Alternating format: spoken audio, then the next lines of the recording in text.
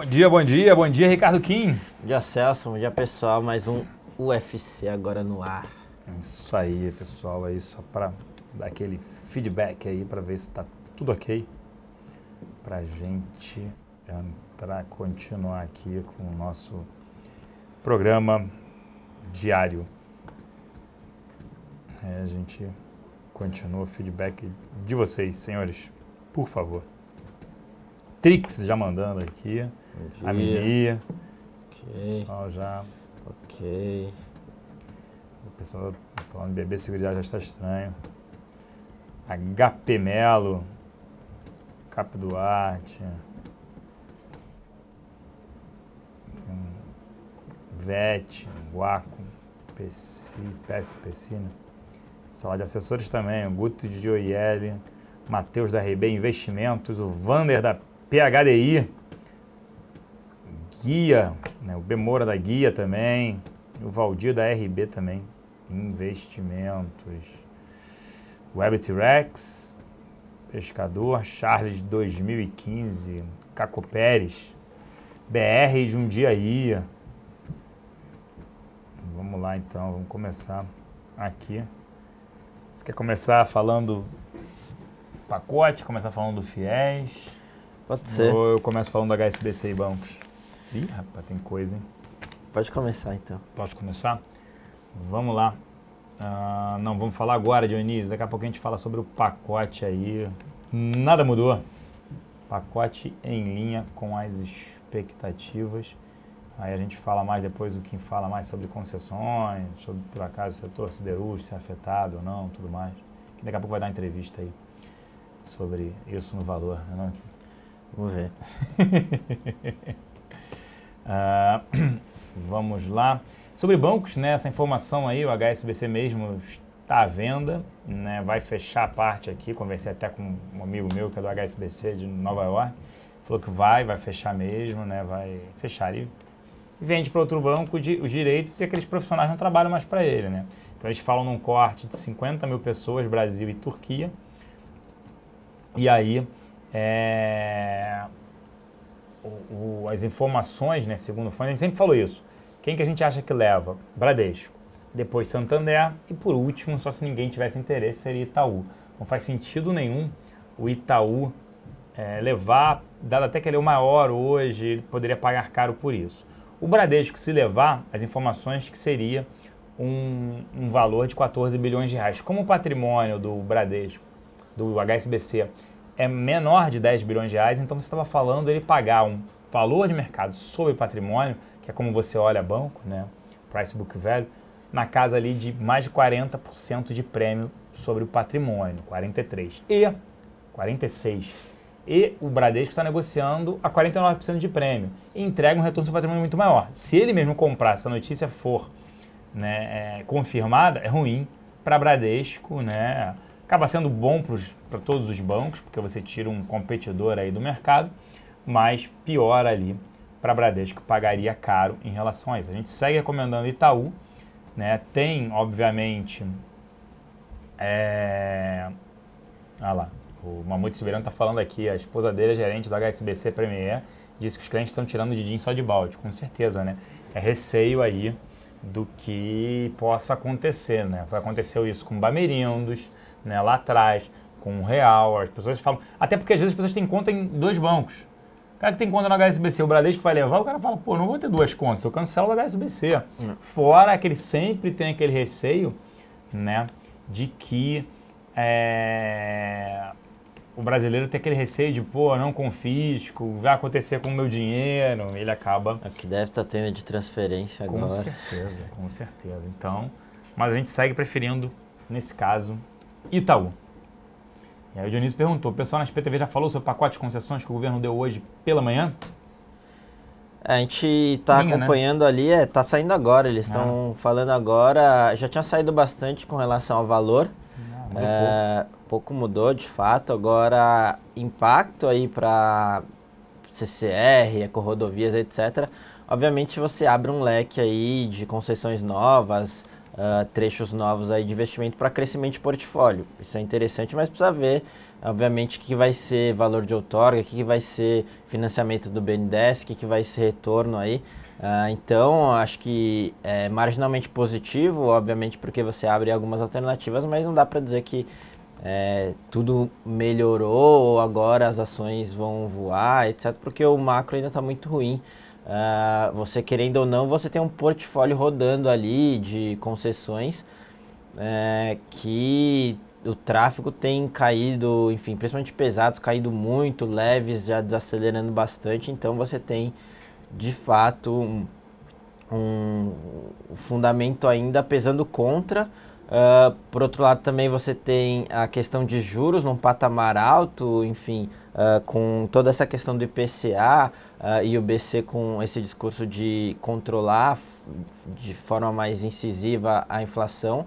Você pode ter juros para cima, mais do que o pessoal espera ainda, e também isso aí vai prejudicar as empresas de concessões. Então, acho que o resumo disso, o pacote obviamente é positivo na questão de abrir oportunidade e até investimento em infra, falando de país e evolução econômica, mas assim, para as empresas, acho que não resolve o negócio. A gente continua não recomendando exposição porque, por exemplo, uma CCR é cara, você tem um fundamento não jogando muito a favor, você só tem essa questão pontual, por enquanto que a gente não sabe os detalhes maiores do pacote de infra. Então, nesse momento a gente prefere ficar fora, principalmente nessa euforia aí de gente comprando, até estava subindo mais forte, agora deu uma amenizada, então a gente prefere ficar fora aí do setor, mas o resumo é esse, você abre mais alternativas, mas também não é que agora ficou uma barganha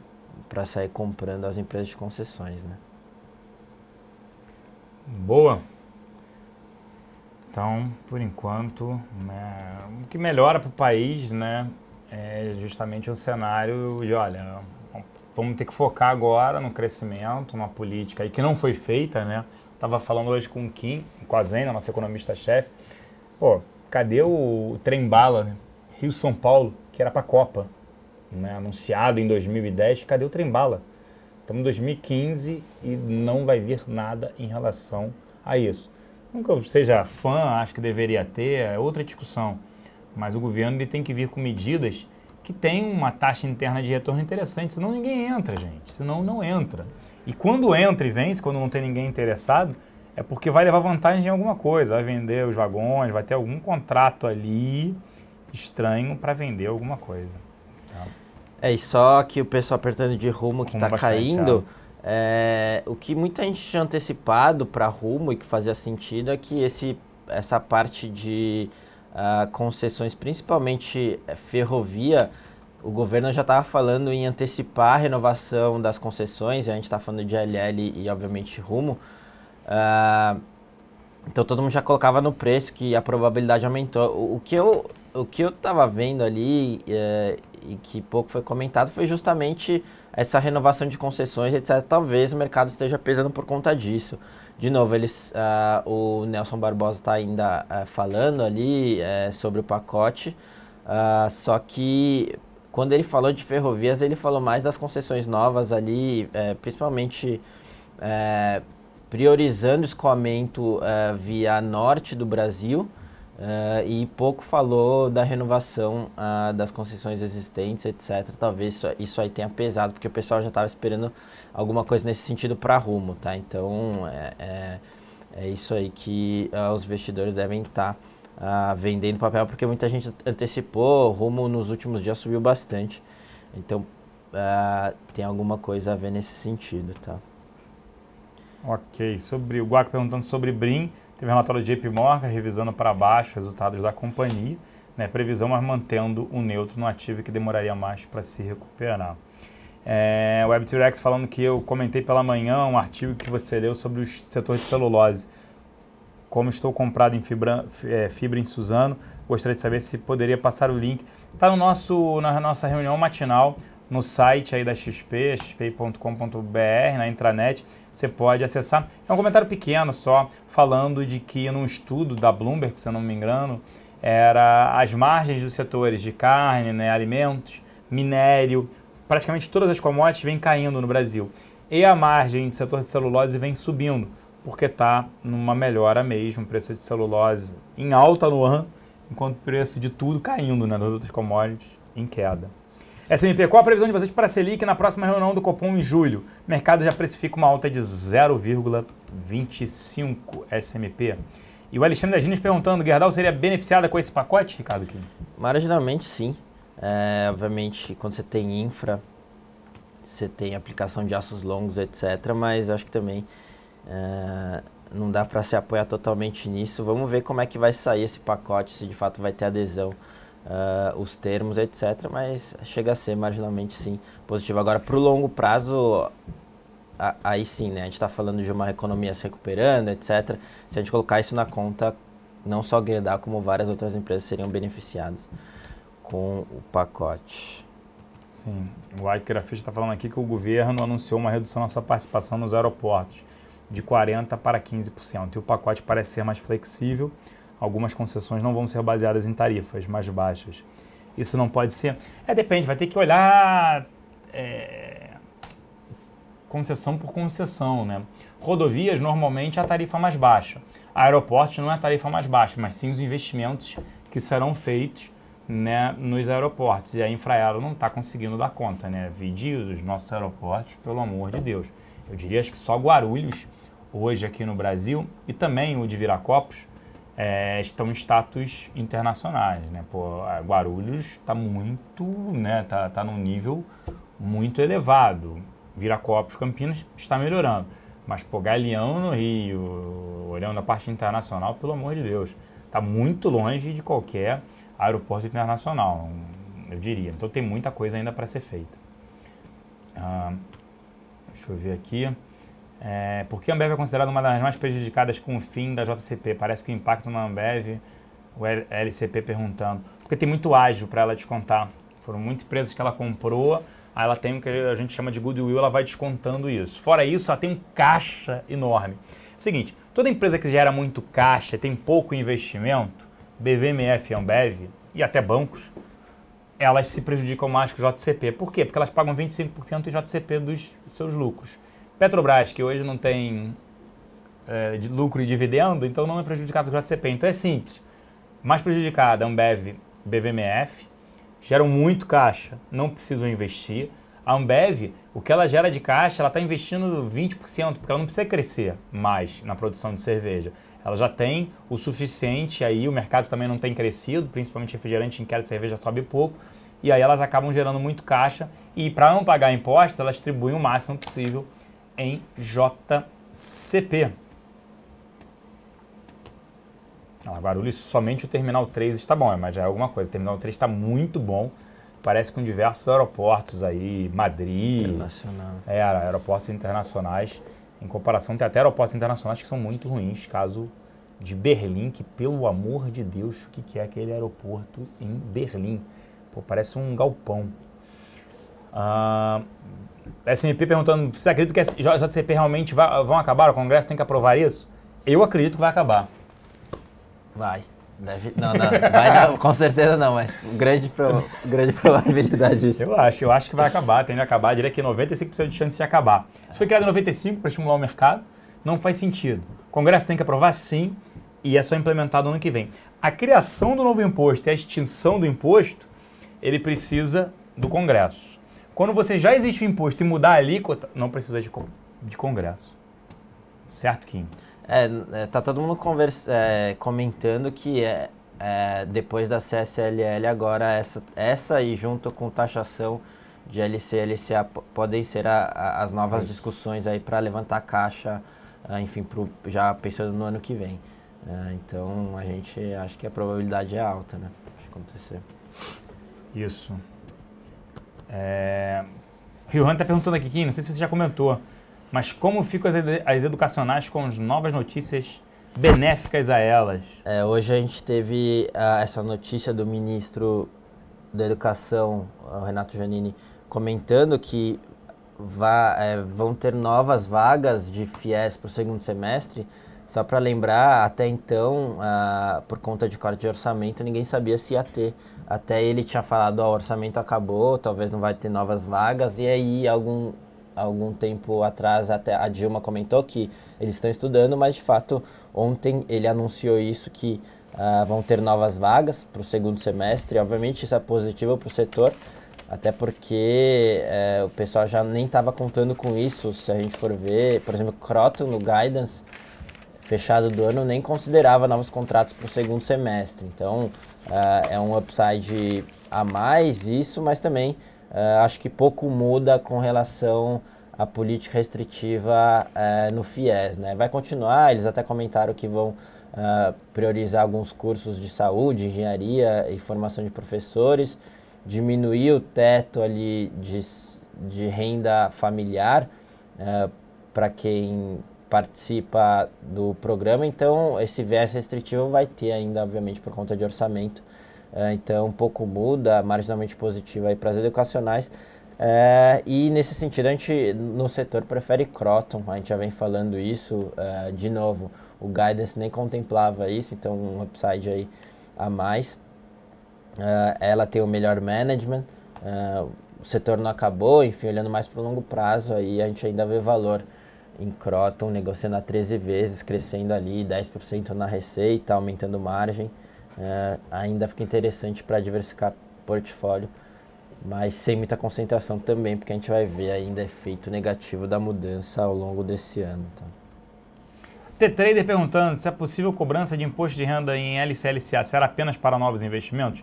T-Trader, é difícil dizer, tributaristas mesmo, quando a gente discute, né, com eles, alguns acham, né, acreditam que pode ter a taxação do estoque, né, não seria inconstitucional, digamos assim, e outros acreditam que seria. Eu estou no lado que o ganho de capital é na venda, igual ações, né? Tá ganhando agora, mas pô, só quando você resolver vender suas ações que você vai pagar um imposto. Então, mas lá atrás não existia. Sim, só que você comprou uma de 3 anos, no meio do caminho mudou, poderia taxar. Aí vem a pergunta. Eu acho que, na minha opinião, poderia taxar o que eles quisessem. Esse é o ponto. O que você acha, Kim? Também, mas... aí vem assim. Uma coisa é, acho que isso é correto a taxação, que poderia taxar, segundo a legislação. A outra é, não acho que taxa estoque. Na lei, talvez na lei poderia, mas não é a coisa mais sensata a fazer. Né? Isso. Então, assim, racionalmente falando, não acho que taxarão o estoque. Mas as novas emissões, sim. Tanto é que já está se falando em CDB, não está mais se emitindo LC e LCA, até pelo lastro. E está se emitindo agora CDB, que também é garantido pelo FGC. Gente, aproveitem. A produção está falhando muito o som.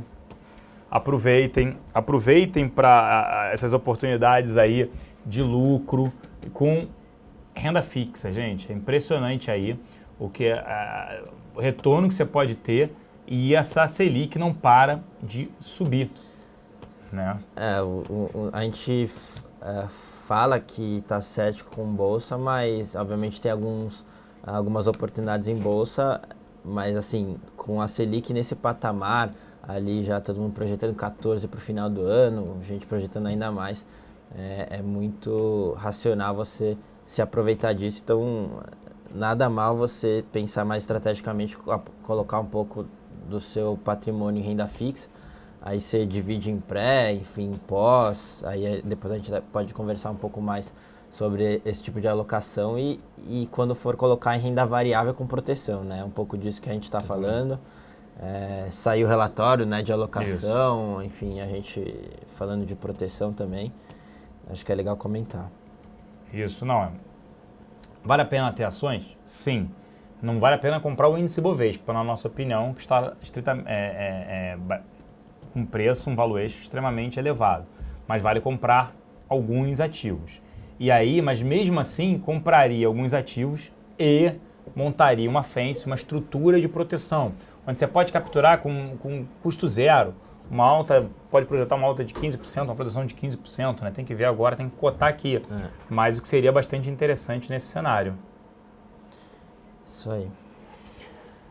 Na nossa visão, qual o limite para a Selic subir? Escrevi até hoje sobre isso no Facebook.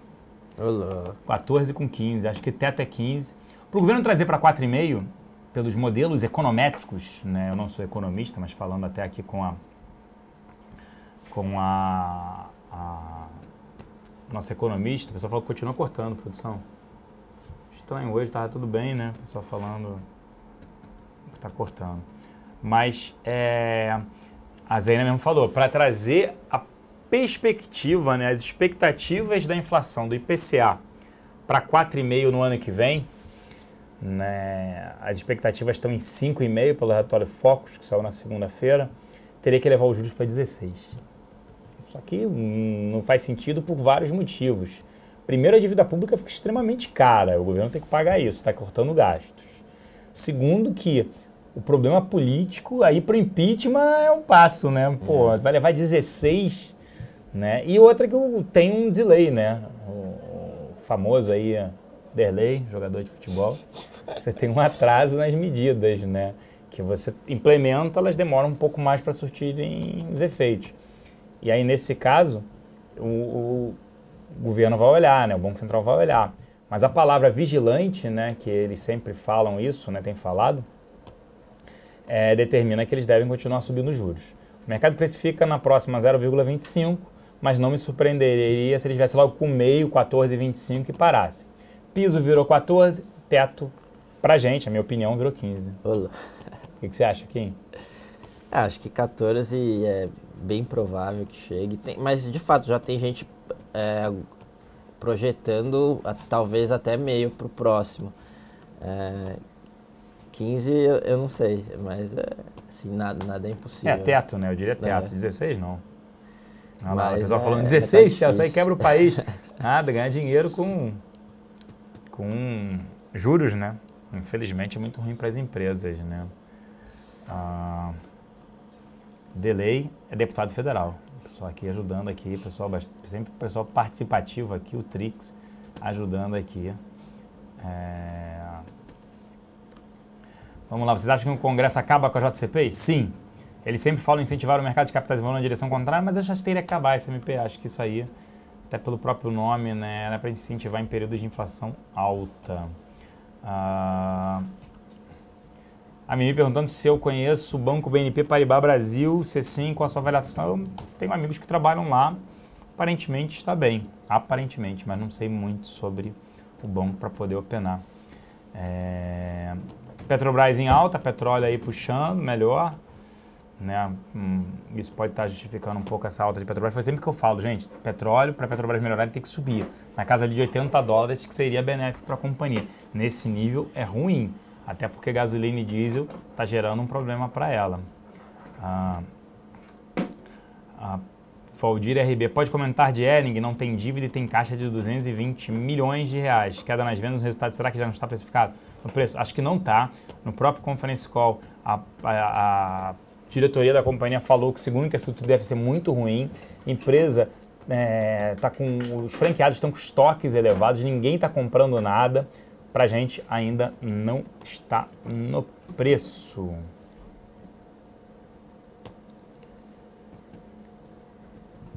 Isso.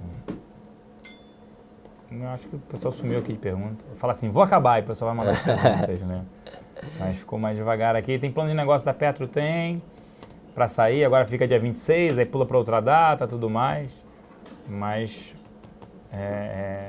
sem só perguntas. Só para final do mês, né? Só para final do mês. Era para ser dia 10 agora, aí postergaram 19, 23, 26. Essa é a boa aqui, essa é a Petrobras que a gente conhece. A gente gosta, mas não tem a Petrobras.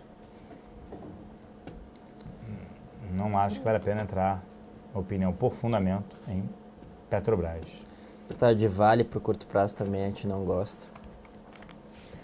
Brasil Foods não era bom para vocês e de repente você mudou de opinião e pôs até na carteira? Não. Tá na carteira short, Brasil Foods. Mas continua com a gente na posição short. Não mudou nada até em relação ao ativo. O que você falou aqui? Desculpa. Que eu tava não, que só estavam perguntando de Petro no curto prazo que a gente também não gosta. Por conta de valuation, etc. E toda essa dinâmica de preço de minério deve continuar. Vale? De Vale. É que você falou de Petro, que estavam perguntando de Petro. Não, é que eu achei que você tinha terminado. Eu já emendei em Vale ali, que o pessoal perguntou. Mas Vale... Bom, Petro, o Celso já finalizou que a gente não recomenda exposição. E fazendo o gancho para Vale, a gente também não recomenda exposição para curto prazo. dinâmica de oferta e demanda de minério, desaceleração da China, etc., capex elevado de Vale, isso aí deve continuar pressionando no curto prazo, aliado a um valuation não tão atrativo ainda, mesmo com essa queda de Vale, em termos de múltiplo, aí negociando acima até de alguns competidores globais. A gente não acha que o risco-retorno está interessante para Vale, tá? Ficar espertos até na nossa carteira short. Vale já caiu bastante depois daquela esticada, mas a gente ainda continua. A gente está menos cético do que antes, mas continua cético. Ainda não vale a entrada. Boa. O Xi me perguntando aqui, pessoal, além do aluguel das máquinas, como são aferidas receitas, né? Ela ganha um percentual sobre as vendas, tanto em débito quanto em crédito. Fora isso, ela também faz o desconto de recebíveis, né? Você foi lá, fez uma compra em 12 vezes, sem juros, o varejista ele precisa disso, ele desconta recebível, uma taxa até 2, 2,5%, às vezes até 3% ao mês, para ele receber aquele dinheiro porque ele precisa por conta do capital de giro. Celso, porque a Petro sobe, não acho fundamento. Você tem uma melhora aí, a gente viu a Dilma, por exemplo, defendendo o Levi, apesar do fogo amigo do próprio partido do PT, e também, né, o próprio Temer também defendendo, né, a Dilma falando que parem de crucificar, que o Levi não é um Judas, e o Temer falou, ele não está para Judas, ele está muito mais para Cristo, para ser crucificado. Então, acho que foi muito mais melhor a política do que qualquer outra coisa, gente, em relação a Petrobras. Kim, estaríamos perto do fundo do poço em Itaú agora? O SMP está perguntando, direcionado para Ricardo Kim. Isso aí é com o Celso, o Celso que olha. Aí, mas a gente está otimista, né? Com o Itaú a gente ainda está, mas é óbvio, tem risco, não dá para dizer, o fundo do poço não pode cair mais. Pode. Até o LCP perguntando aqui, Celso, quando você falou de manhã que aumentou muito o aluguel de Itaú, só para ele entender, o pessoal está apostando numa queda? Sim, ou em JCP também. Então, Itaú tem um risco? Tem.